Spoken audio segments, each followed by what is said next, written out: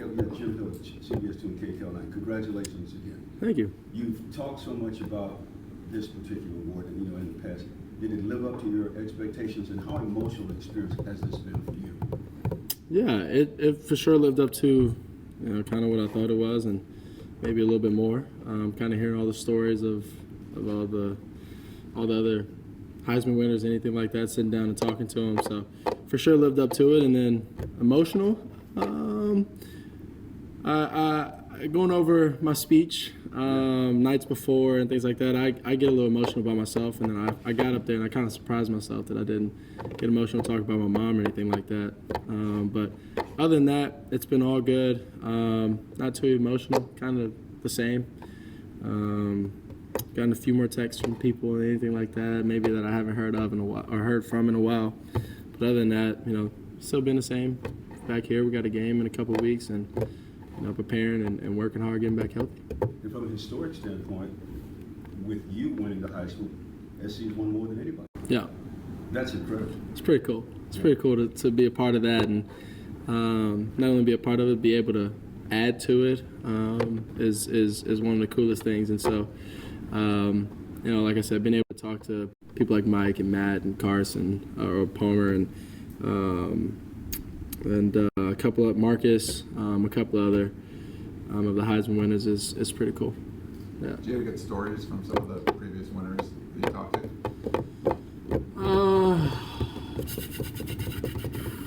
to? Previous stories. I don't know if I want to tell their stories.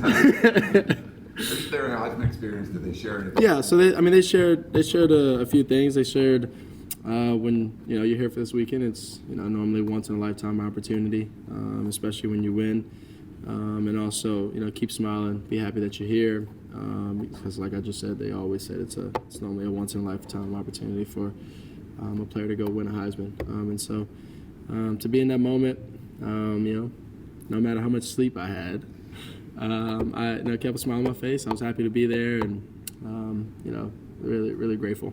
You look back on that moment, what stood out to you the most, besides obviously winning the Heisman, but what stood out just leading up to that moment, you winning the Heisman? The preparation that went into it, from the speech to the outfits, the different type of suits and all of that, the appointments that I had to make while I was there and get to be there on time. And then one of the other things that I was being able to, I don't know if the weekend would have been as fun, for me at least, if I didn't have my 8 linemen there. Something that I could, there was a dinner that we were at, and it was towards the end of it, and I was asking Katie when can we go see the offensive linemen, because I wanted to go hang out with them, because that was their first night, everybody being in, and so they made my experience a lot better than would have been. You have a very unique fashion sense, so went in as far as the creativity, as far as like you said, suits plural. Yeah.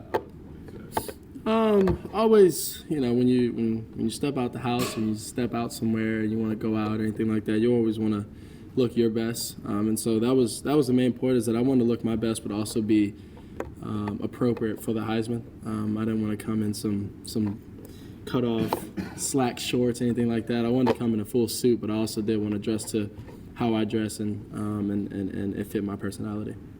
Caleb, can you take us through, after you win the award, you accept it, what's the rest of that night like for you, or what kind of happened since? Yeah.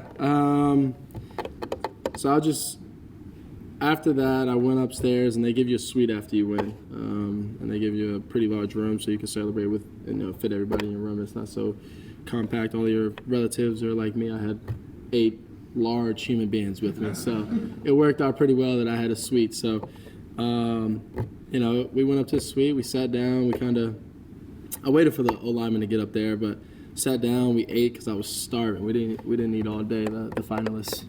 But yeah, I was starving. We ate, and we just kind of sat back and laughed, and we spent some time together, some good quality time together, and after that, we didn't sleep much though. I think coming back here, I had about 6 hours of sleep. On the flight, I got about was the flight? I got about 4 hours of sleep on the flight. And before the flight, I had around 6 hours for the past, like 48 to 72 hours. So I was going a lot off of momentum. But yeah, it was an awesome experience. What do you recall most of that time with the linemen or your friends and family in that suite? Was still those last hours? Yeah, they were all there. My aunt, my cousin, my mom, my dad, O-lineman. I think Coach Riley went up there for a little bit. And so Katie was there. And we were all kind of just enjoying the moment, just mainly because of where USC has came from these past couple years. It's been pretty tough, and most of the linemen have been through the tough times here, and so been able to enjoy that moment with them, and all the hard work that we put in over these past 12 months has been it meant a lot to me to have them there and be with me. So to be able to have that moment, it was pretty special and pretty awesome. You had a lot to say to Lincoln during your speech. Yeah. What did he have to say to you after you went? Yeah, it was a bit emotional, but it was the truth. Came from the heart, and you know, he was happy for me. He was grateful. He was happy to be there with me. Wouldn't want to be anywhere else, anything like that. And it was a great moment for us too, and we got a lot more to go. You've been an active recruiter since you got to USC. Mm-hmm. Are people more receptive to that pitch now? Yeah. They might listen a little bit more, and also me just tell them. I mean, I shoot it to them straight. Obviously, they can't join us for this bowl game, so I shoot straight at them. I go and say, if you're not coming here and focus on our team goals, don't come. And if you want to, you know, offensive lineman, wide receiver, offensive wise, if you want to come play with a good group of guys, come on and let's work. If you're not coming here to work and you're not coming here to reach our team goal at the end of the year in January, don't come join. How much recruiting do you do with the current team in the transfer portal, the guys that are already on the roster? You try to recruit the guys that are here on the team right now to make sure they stay with not going to the transfer portal. That's something you do too. Yeah, I mean that comes with relationships and what we built over the past 12 months. A lot of that comes from that, and then also, you know, having conversations with them and real conversations that, you know, we want you here. We love you, obviously, as teammates.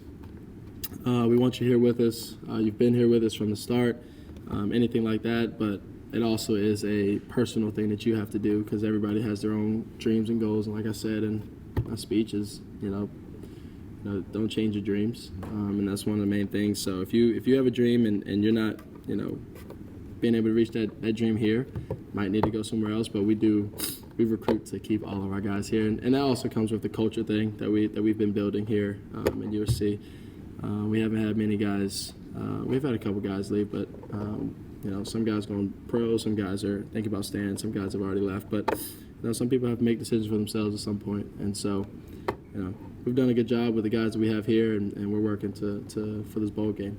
How's your hamstring doing? And speaking of the bowl game, are you still Yeah. confident that you'll be able to play? Yep. I'm doing well. Hamstring's doing well, and I am confident that I will be out there. By the time Saturday came, everyone just kind of presumed that you were going to be the winner. But when that moment came for the outcome, was there any Doubt? suspense for you? There wasn't any doubt, because I believe in myself and, you know, what I've done this year and what I've done with these guys. But when she handed the paper to Coach after saying, "Here's our Heisman winner," and then handed the paper to Coach, and then Coach had a joke. I'm not a nervous person, but my heart did start to pump a little bit in that moment. But as soon as he called my name, it all went out the window and went up there and delivered my speech. You talk about that outfit reflecting your personality. For people that are watching this that aren't necessarily following your football career, what is your personality? How would you describe yourself? As in my fashion, or are we talking No, about? just in general. However, you know, I know I read on your website you said you're well-rounded, and then you listed about 10 things. I think this might have been from last year. Yeah. Investing, technology, digital currency, cars, Yeah. art, film, social justice. Give people a sense of who you are. Yeah, couple of those things. I was actually just talking about cars and architecture and housing last night with one of my friends, and a couple things that I like and love. So just I'd say a unique, because I paint my nails. I sometimes dress a little funky that other people might not like, and I believe in myself. I trust in myself. I know who I am, and I go about my day every day, and I'm okay with the man in the mirror. Like I also said in my speech, I'm okay with that guy that I'm looking back at, and so that's a short summary of it, but yeah. Do you consider yourself a football player first, student first, So that's a good question. I'd say student athlete first.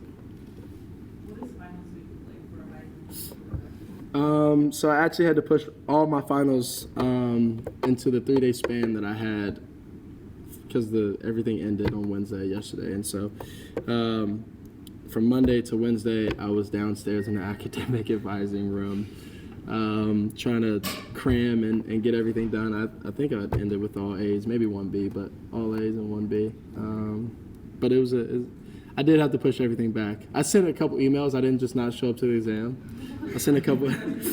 I showed up. I showed up Monday through Wednesday, but I did send a couple emails before I went to Heisman. Some game yet that you're there to is going to be in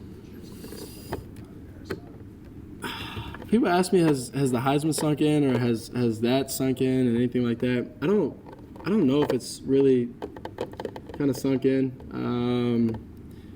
It's like I know it. Like I know it's gonna happen. I know that I have a Heisman sitting in my apartment right now, and I see it when I wake up. But I don't know if it's really sunk in. I think many years down the line, or maybe next year, or years to come, or whatever happens when they put my jersey up, or whatever the case may be, maybe. But it hasn't. I think maybe when I stop playing football is when it all sinks in that I get to sit back and kind of sit back and see everything, and go back on all the history that hopefully I can keep building on. As a leader of this team, you'll have your teammates and others to come to you for advice and all kinds of subjects. Who do you go to when you seek advice? Yeah, my parents, Coach Riley, and my mentors back home, my 2-3 mentors back home. Keep a small circle. They've known me the best throughout the years. They've trained me mentally, physically, spiritually. They've instilled a lot in me, and keep the circle tight, and don't go asking questions or questions that you need answers to that could change your life or possibly my life to somebody that doesn't know you the best, or that you haven't been around, that hasn't been around you for many years. And then family unit is at the top of the list. Who? The family unit. Yeah, family unit is top of the list. Top of the list. Is the Heisman going to live permanently in your apartment, or are we going to find a new home for it? As of right now, it's going to be in my apartment. It's a pretty cool achievement. So it's going to be in my apartment. It may move at some point. Maybe when I leave here, it's going to move. If I don't. Is it just like on the coffee table? Yeah, is it like a centerpiece? It's like a center. So I have a big old spot where I eat right when you walk in, and it's like in the kitchen. So it's my kitchen and my bedroom. Probably the coolest centerpiece you can have. It's probably the coolest centerpiece you can have. Yeah.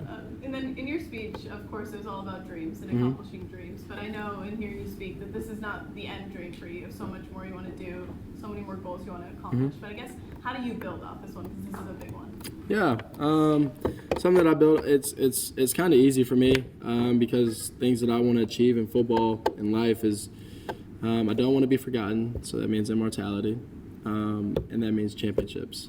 And so I want to win championships, and I want to be known as the best. And so I'm not there yet, and I won't be there for a while. And so I'm still working and still fighting for those dreams and goals and aspirations that I have that I made when I was a little guy at 10 years old.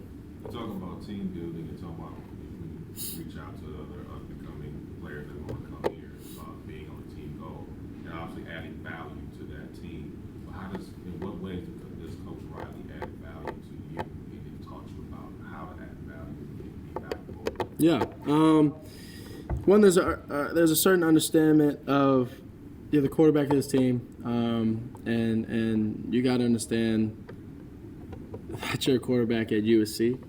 There are certain things that come with that, and you know, being a leader, being accountable, showing up, and not only showing up because it's only 50% showing up and working, things like that.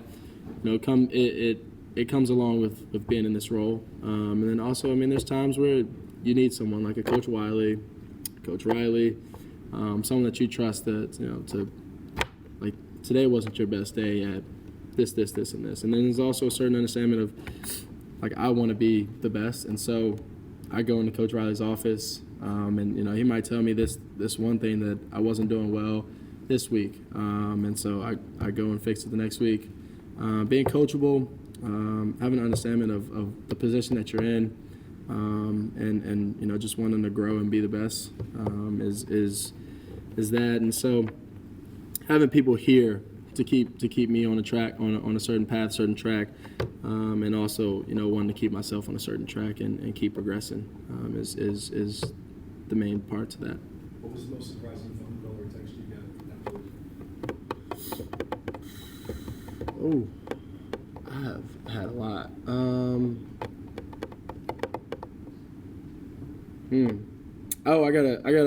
I wasn't expecting this. I got a text from Kurt Warner. That was a pretty cool text. I got a text from him, and, you know, congratulating me, but also, you know, if I want to get any work in mentally in the film side or anything like that, just let him know. And so, yeah, that was probably the coolest text. How has NIL process impacted you, your career, your student athlete, both of your years when it's gone into effect? Is that a big factor in your life? I mean, I would say it's a big factor, just like anyone that has, you know, has a career in something, and you know, it pays for my apartment. It lets me, you know, be a man and, you know, be on my own. My parents always said when you can pay your own bills and do things like that, you're grown now. And obviously I'm not fully grown because I still have to answer my parents sometimes. But yeah, I mean, it allows me to pay my own bills and anything like that. So I would say it's made a pretty big impact if you get to pay your own bills and your parents don't have to do anything for you. But I also use it to help my teammates and give back to them and all the hard work that we put in, because not everybody's in the position. Like I said before, not everybody's in this position, and there's a certain understanding of the position that I'm in, that I can do certain things like give back to my teammates and help them out in any way possible. If I can bring them in on a deal, if I can, give a pair of beats to the whole team or a couple pair of beats to the whole team, if I can take a few of my, take Travis or take, Travis, Gary, and Kyron to one of my commercial things, and they be a part of it, and they get, something from it. It's one of my favorite parts about it. So, being able to pay for my own things, and then also be able to bring my teammates in and help out my teammates is what I've done since this whole NIL storm has come upon us. So, You probably have access to guys who have won it and then come back to school. Have you sought out any advice from them or heard any advice from them on how to handle come back and going for the second one maybe? Not really. I have to come back, even if I didn't want to. I do want to, but I haven't won a championship yet. So I wanted to come back, but I haven't really received anything from them. I mean, next year I'm going to work harder. I'm going to do more mentally, physically when I'm out there, and I'll be back in New York and hopefully in the national championship next year. So, Thank you, Caleb. Thank you. Awesome. Thank you, everybody.